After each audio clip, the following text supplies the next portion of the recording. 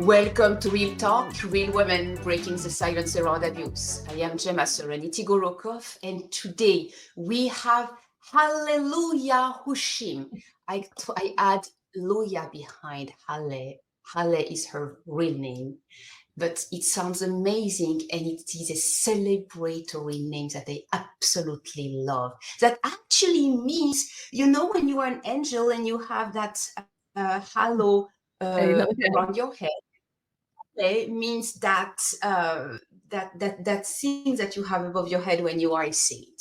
So it's like, okay, so beside being a celebratory name, it's also a saint name. So I'm absolutely flabbergasted by so much beauty and such a profound attention to others. And you will see she's completely others focused. She loves people. She loves making people feel good in their body, in their mind, in their energetics, in their spirituality. She's completely open and absolutely amazing. Without further ado, Haleh, welcome. Thank you for being here today. Thank you. Oh my God, it's such a joy to be here. And thank you for allowing me this time and space. I am so grateful and thankful, and I'm just honored, filled with so much joy. Yes. Um, well, yes, the name is Haleh, and you said it perfectly. Like Me too. Hallelujah. Right. And it's that halo. Exactly. It, so you nailed it. That is correct. That because I was always curious, what does my name mean? And that's how I found out. Um, so in a nutshell, I'm a health span coach. I add it's different, health span and lifespan. A lot of people get it confused, so I just want to, from the start, make a clarification. With health span, you add quality and quantity of health throughout your life. So aging gracefully, joyfully, and happily. But with lifespan, it's just years in your life, but you could be, let's say, on a walker, diaper, popping up pills, and not living in a joyful life. So that's a little bit about me in a nutshell. That helps a lot for people to understand. Thank you very much for precising that. Okay, so lifespan is a length of time, but health span is the idea of living with everything working for you, where you are happy to live longer because you feel good in your body, in your mind, in everything that makes you who you Right. are. Okay, so we are on Real Talk, Real Women Breaking the Silence Around Abuse. That also means that you have somewhere in your experience of life a moment in time where you experienced some sort of abuse. It can be everything from self-abuse, when you have your own mind working against you, all the way to domestic violence, when you are completely crushed in a couple relationship, stuck and cannot leave until that key moment when the time is over. What is your own experience of abuse in your life? Thank you. Thank you so much. I will start with the emotional abuse, and I will lead it on to the domestic violence. The emotional abuse, it started me actually to myself, because I always felt I don't fit in, I don't belong. I hate the way I look. I don't like the way I look.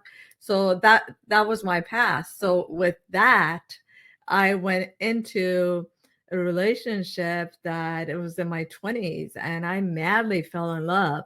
And I was so in love, and I literally blindfolded everything else or any message that was coming to me. And I went into domestic violence. I literally was coming from a family with a lot of love, and I didn't actually know such a thing exists. I thought it's only in movies.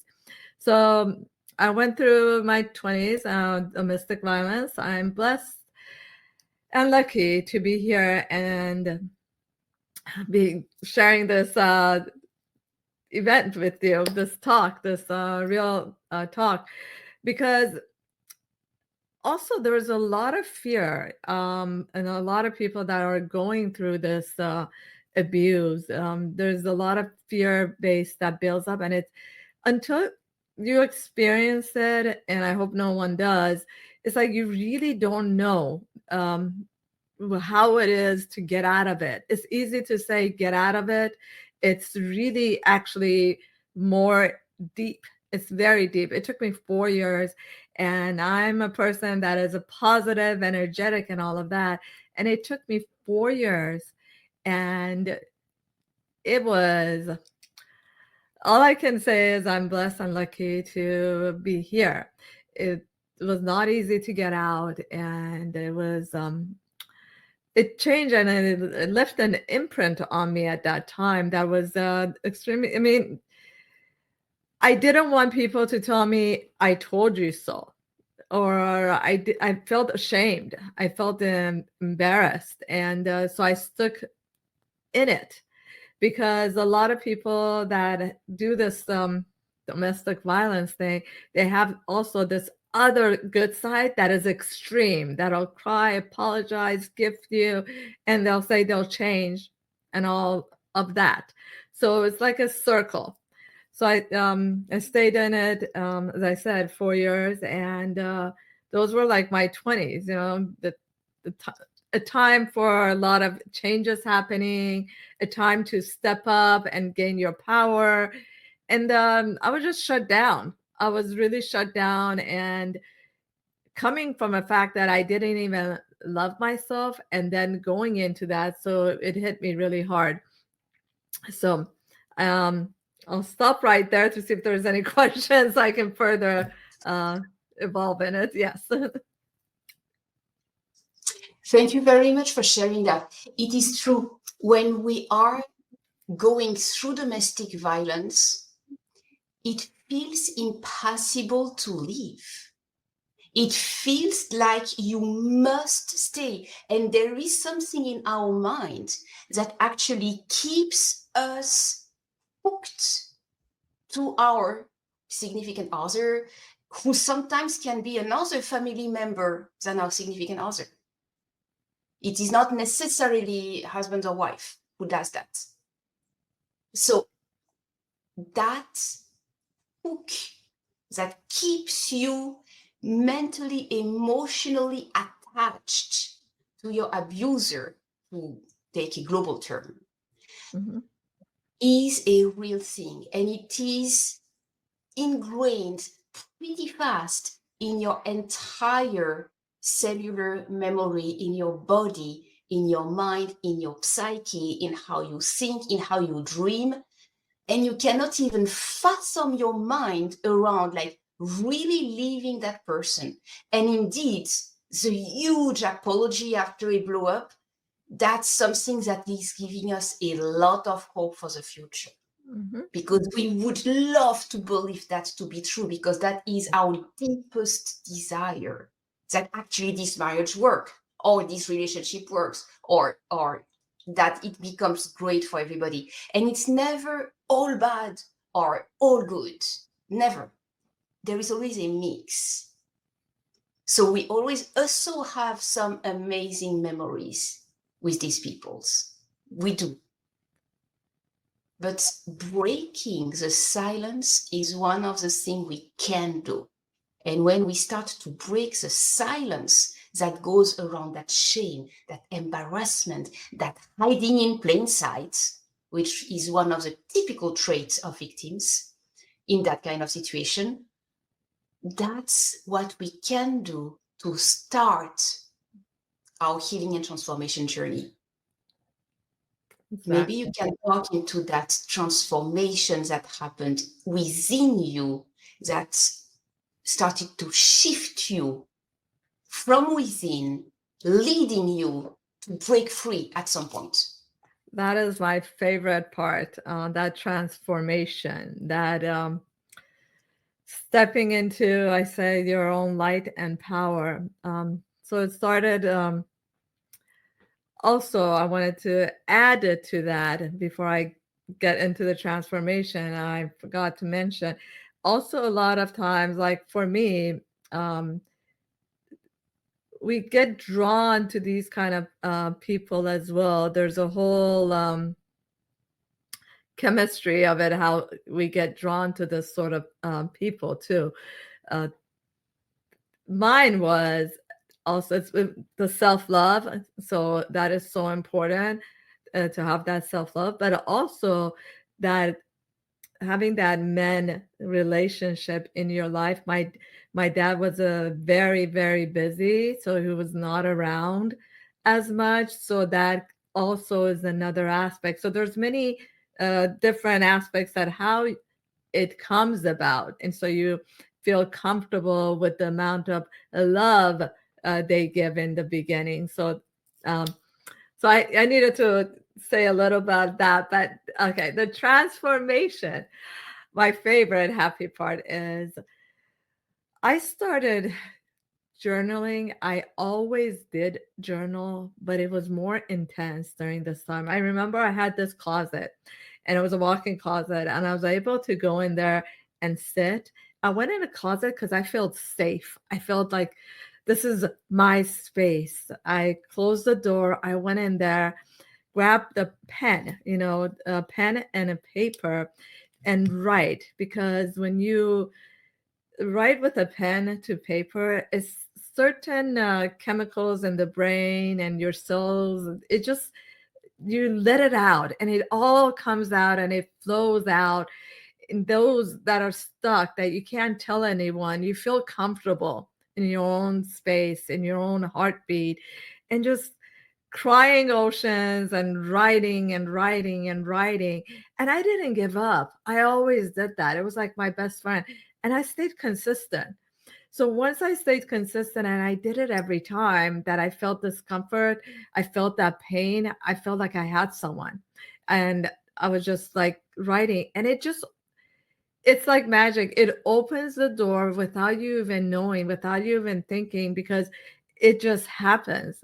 That's how, like, it. You're sharing everything from all that deep core soul, that being of you is sharing it, and trust and know that your road will open up. It's hard to believe when you're going through that, but it happened without even me thinking about it. I was just sharing. I was just having a best friend on a piece of paper and a pen. I felt secure. I felt safe there to only say it that way. And once those all got out and it's shared, it opened up, because also I did ask. I did ask for what I wanted. Every little, like every to the T, like what I want. And from that's how the creation happened. And you feel lighter and lighter by bringing it out. So, if I understand correctly, the way you actually started your healing and transformation journey during the time of abuse, you did not start after, you started during that time. Right. You actually released the hurt and scripted your life the way you were choosing to experience it. So by doing the release on one hand and the scripting on the other hand, you actually manifested your way out and changed the programming of your subconscious mind at the same time. Because you also had that trusted friend, which was a pen and a paper in a trusted, safe space that you considered safe. And that was your saving grace. Yes. And from there, so how long did you actually go through that process until the day you couldn't take it anymore, enough to actually dare to break, regardless the consequences, and just like, okay, either leave or chase him away? Right. So what happened, it took 4 years for me to get out, and every time was different. If I would hear a noise, or if I know someone's coming, or I had a place that it was so safe. I kept the paper and pen there, and it was right in there. I could just visualize where it is. So I kept it right in that my space, and it was different. Like every time I would have maybe have 5 minutes, maybe have 10 minutes, an hour. It just depends when I was ready to get up and move on the day. So that was at that time, but the last abuse was, it felt like, and to me, it's the timing that you do all of this. It's like it was like the universe. It was the knowing. It was that time. It was just given time, and it made it happen. Because for each one, it could be different. It could take less time or more time, but that timing just opened the door. I didn't look back. I left everything, and I was okay to just leave everything and walk away, because see, a lot of people are attached to their stuff as well. But at that time, when I went out, all I wanted is to be safe and away. I don't know if it was the writing of all of this, or it just pushed me. Like there was this knowing, this force. I opened the door and I didn't turn back, and I didn't want anything. And I'm like, I trust that divine source. The light has my back. I walk out, everything will be okay. It's, you get that knowing, you get that message, because before that, during the 4 years, you have so much fear. How am I going to survive? What am I going to do? And a lot of people are dependent on, the financial security, and they don't want to go back. Where am I going to go back to? So, but not going in our head and thinking what's going to happen, but just knowing. I had that inner knowing. It's hard to explain because it's like frequencies. I knew that the road will open up once I get out of this. Because when you're in this mess, nothing will open up. You need to have a clear mind to be able to. It's, as I said, it's such a frequency that you can't even explain, because it just automatically, like magic, actually happened for me. Roads opened up, like job opportunities, and a place to be at. It's just like, wow, what just happened? Because I made the decision, and the light has your back, that higher source, whatever that power is for you. You're not alone, and just know that you're never alone. And once you step into your power, your power and your light will shine through.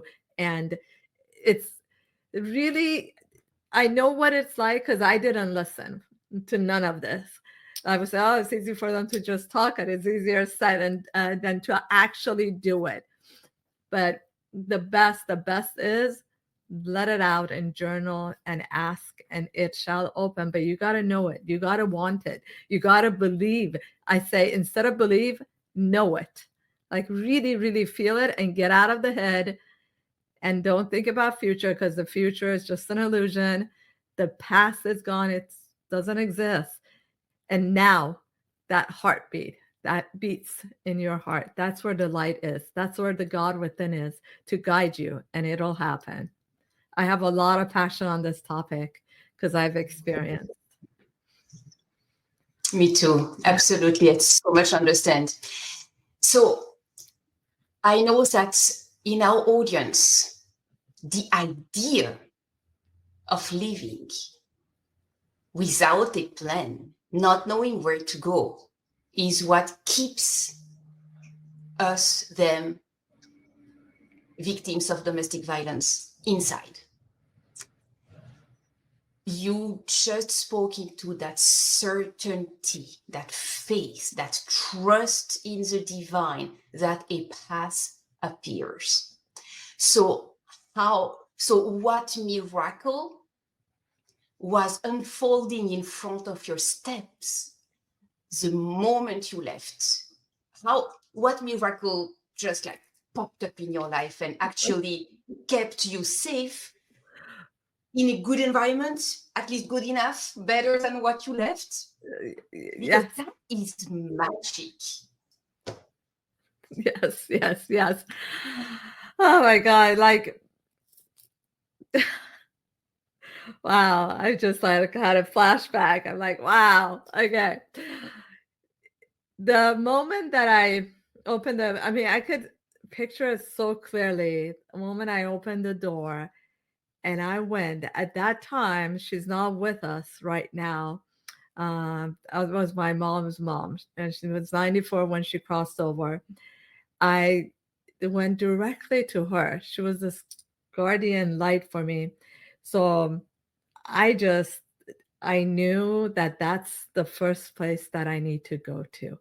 And that's exactly the first place I went to because at that time, my mom was also, me and my mom are like best friends. My mom was also there too. So I needed to come clean and share what has I've been holding in and share it out. To with them as a first step. Uh, Knowing that my mom's a best friend, and it's like I would always hide the situation. If there was anything wrong, I would always blame it. But I know deep down they had the knowing. It's like how many times you can bump into stuff or fall or this and that, right? So that was when I went there, I felt so safe and it was so welcome when I shared my story. Well, they were about to go and attack this guy, right? They were so angry. But because of me, and they know how peaceful I am, because I want love out of everything and treated. Their first reaction was, okay, they did get angry. They did get upset, like why I was holding it back, like any parent would, a loved one would. So that actually turned into such a loving, comfortable place after all the discussion was done. And it felt so secure. I felt like I wasn't attached to anything. All I wanted was to have that peace. The peace was my own priority. When you let go of all that attachment, we don't take those with us, right? And when you see like almost death in front of you, and you realize your health, your inner being is what's important. We don't need all those attachments. If you're stuck because of the attachments, you don't need that. Once you save yourself, you can gain a lot more.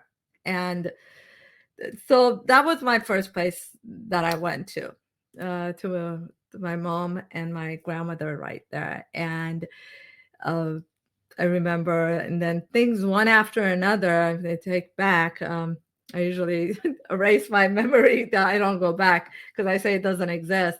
But if I go back and I just recall, it's there was a job opening too, so I felt secure.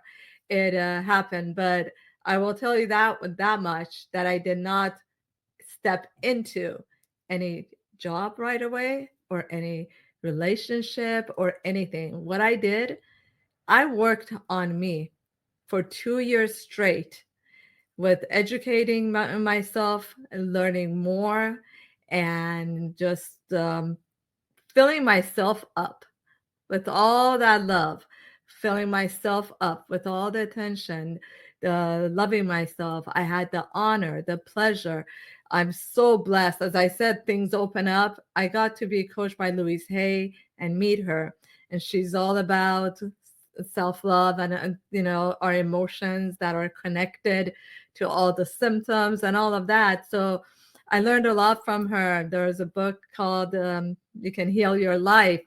So, and she gave me like a mirror, and I have a tangible mirror next to me. It's not that one in particular right now next to me. I have this other one right next to me.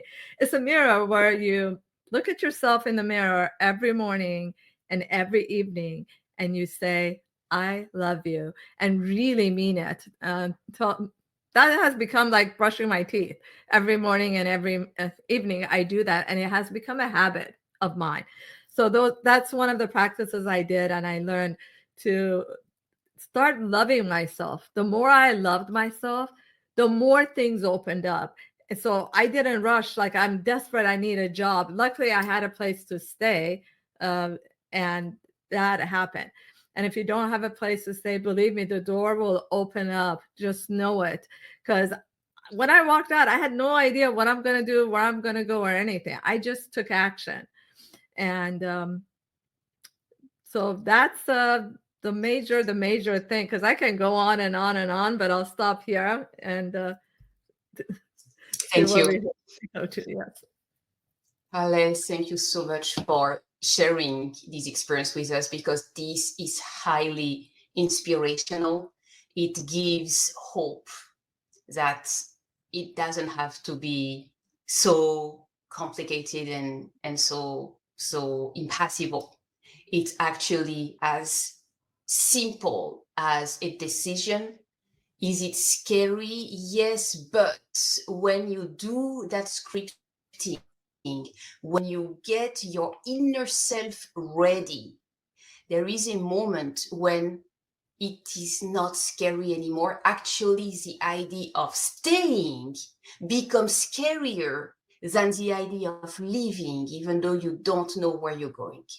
That's pretty amazing when you actually experience that. So that big shift is changing your perspective from outside is hell, I know my inside, as uncomfortable and painful it can be, it is my safety, to inside is absolutely unsafe. It doesn't work. Let me go outside and meet finally safety, beauty, happiness, gorgeousness, health, love, harmony, and all these beautiful things. So thank you for sharing a bit of your story that is highly inspiring. Now, a little word about your business. How do you make the world a better place? And what is your website for those who are only listening to us? Thank you so much. So as I shared a bit of it earlier in the beginning of our talk, it's a health span coach, not a lifespan coach. So as a coach, I am your friend, accountability. There's so much confusion out there about this health topic. There's me, myself, I did raw, vegan, vegetarian, you name it, I've done. But the greatest asset was during all this time was because I started at age 7, like I had this vision, you can live up to 200 plus years in optimal health. I had that vision. That's like my vision. But my whole thing was to live a life that you age gracefully, that you enjoy however long you want. But you get up, you have that zest of a 4-year-old. That's what I have right now. And you get up, you're excited, your heart beats, you're just excited for your day, living your passion and not trapped in a job to be robotic. Because that was me. I'm talking from experience. I was trapped in the corporate world because I needed to financially survive, you know. But being in that corporate job, although I was athletic, fit, and all that, and healthy, I crashed in bed in 2011 for 3 months that I even had to be carried to the restroom. So I'm talking from a space of knowing, of going, being labeled with chronic fatigue, chronic pain, autoimmune, and they said Hashimoto. And that is our throat chakra, because I was shut and I couldn't say a word, because if I did, I would get fired. How am I going to financially survive, right? So because of all of that, in 2020, I turned it around, living my passion instead of on the side constantly doing this and meeting the greatest minds, the greatest mentors, visionaries, quantum physics, and meeting the scientist that cured his own cancer. So I've got all these expertise and knowledge, and I was just sharing from my heart and trapped in the job. So finally, I let that corporation go and I stepped into what is my passion. And that is what I'm doing right now. I want to be that person to get out of that.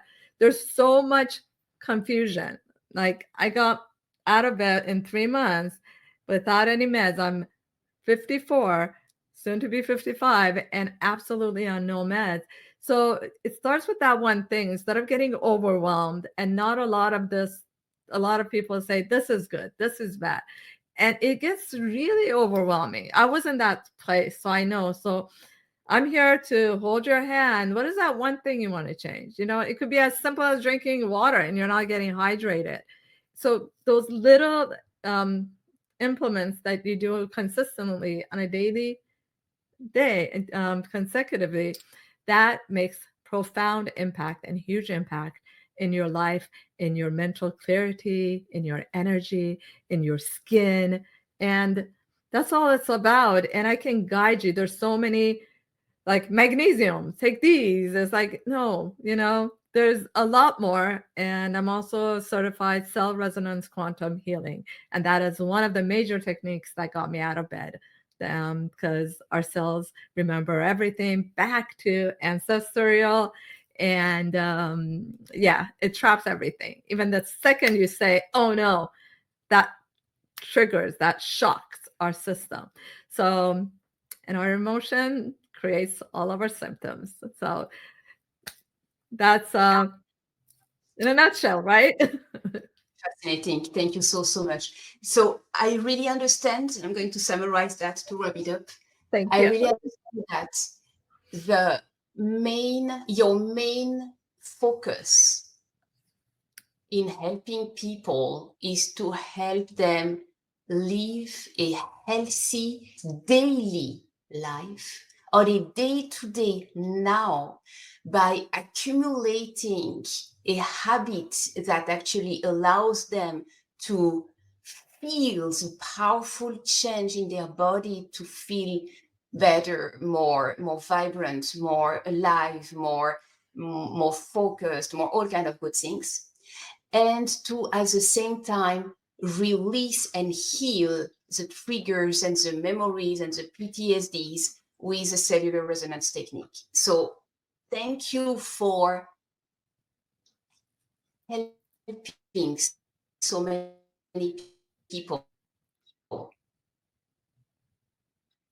with all these amazing plans.